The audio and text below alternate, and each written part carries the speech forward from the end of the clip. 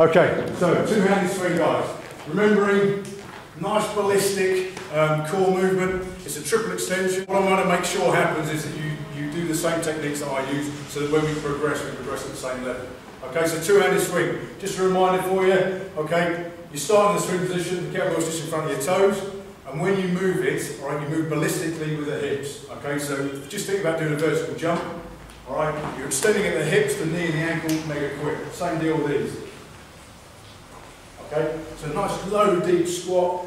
The bell's nearly touching the floor at the back, and then you're exploding up. You'll see that actually my heels temporarily come off the deck when I'm doing it.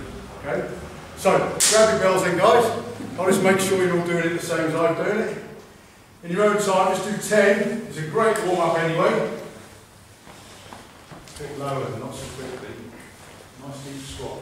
Okay, if you haven't got that range of motion because you've got an injury, please don't bother. We're not here to create injuries. Good effort, guys. Nice ballistic hip thrust. Cool. Okay, that'll do you. Okay. Have any of you done a clean? Yes?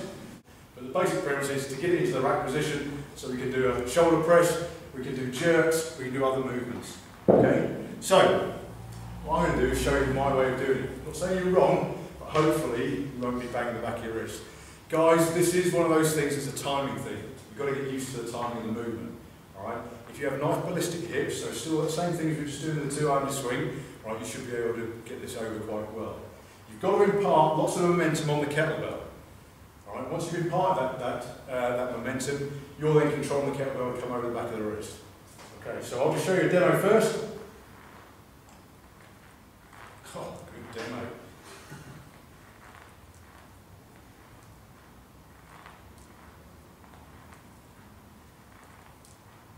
Okay? What you'll notice there then is every time I'm doing it, I'm going in a full squat. Okay? It means that I can also clean the 40 kilo one. Alright? You just need to be a bit more ballistic.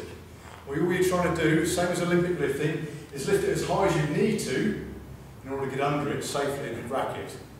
Okay? So what we're going to do here, guys, is just going to break it down. So with your left hand, grab the handle. With your right hand, you're going to do an assist. Okay? So what we're going to do is we're going to squat down, arse is nice and low. Your right hand underneath, we're going to just mimic the movement. So we're going to pull up in a one-handed high pull.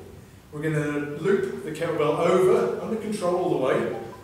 And as we're doing that, squat back down. We're now in the rack position. Just watch your hand position. You notice my palm's not facing you, my palm's facing me. My thumb is also on my chest. Okay? And we'll stand up. So just doing that again. Remember where the rack position is. Your thumb's into your chest, guys. The kettlebell's on the old crook of the arm there. Alright? Your palm is facing towards you. If you rotate like that, you're at your wrist in a mega weak position. If you try and do it with that one, snap, dee-door, hospital. Okay?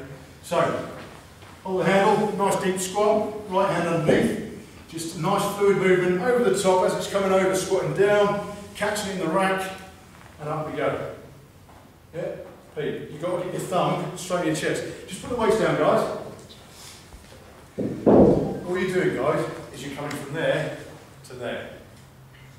Okay, so with me, you go down and there, and you come up, your thumb into your chest, right to the centre of your chest. For the girls, if you're that way and you know what we're talking about, just be careful because you can get pinched. Alright, so that's the only time we go a little bit further out. The reason we don't go out, guys, again, you'll learn when you have a go with this later, if you have your hand out here, you'll hyperextend and you'll break your shoulder. Okay, break your wrist, break your elbow, whatever it might be. Whatever the weakest point is in that link, it will snap. Okay, that's why we're trying to teach this technique. Okay, so what we're going to do now is we're going to go regression. Okay, just to practice a one-handed high pull. If you get the one-handed high pull right, you'll progress into the clean quite quickly. Okay, so from the dead position, which means the weight is right between your feet, we're going to ballistically pull the weight up as high and as viciously as we can. Okay, do that. Remember that triple extension, really powerful hips, make sure your hips come all the way through. You should almost come up with your tiptoes. What you should do is impart so much force onto the kettlebell, you have what we call upward free fall. Okay? Okay, stay there, guys. I'll just show you a demonstration of upward free fall so you get what I'm on about. What I'm going to do is I'm going to do that one-handed high pull. I'm going to let go of the weight sort of around this area here and see where the weight ends up. Okay, so that's powerful. You can see there, all right, just by playing around with it, you can impart lots of momentum on one of these things, and that's what we've got to do on the clean. Position, guys.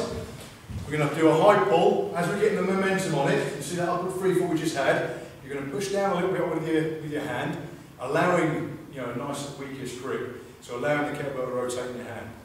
Happy with that? Okay, I'm going to show you again first, as we're keen, guys. So get a lot of momentum like that. What we're going to do is just push down so the weight rotates. So it's a weakish grip. You're not gripping the hell out of the kettlebell. Okay. The downward movement also means if you get it mistimed, it takes a bit of the sting out and smashes the back of your arms. Okay. So, okay guys, grab the kettlebells. A nice ballistic high pull, pushing down with the hand, allow the weight to come over the wrist. Stand by. Go. Okay,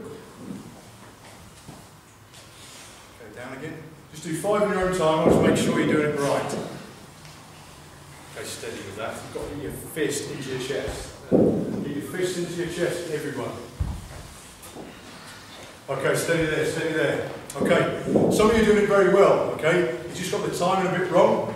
So what we're doing at the moment, we've got one of those, and then we'll squat now.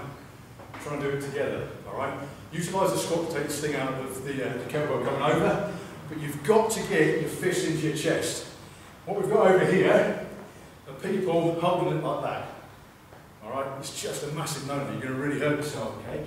So, just show you again from there, up, you're catching it there. Just wait till the kettlebell's all the way over the wrist when you're down there, and then you stand up.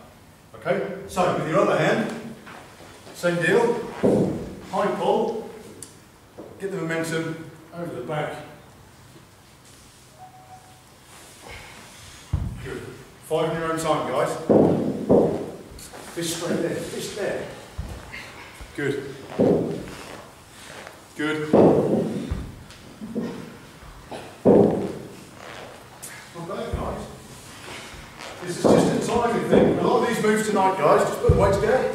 A lot of these moves tonight is just a timing thing. It's a practice thing. Alright, you'll either learn through practice or you learn through pain. Right, you start smacking the back of your arm getting it wrong. Okay, you've got to get it right. It's just a timing thing. So, what we're going to do now, we're going to do 5 on each hand again, just to solidify what we're trying to achieve, because then we can move on to other moves.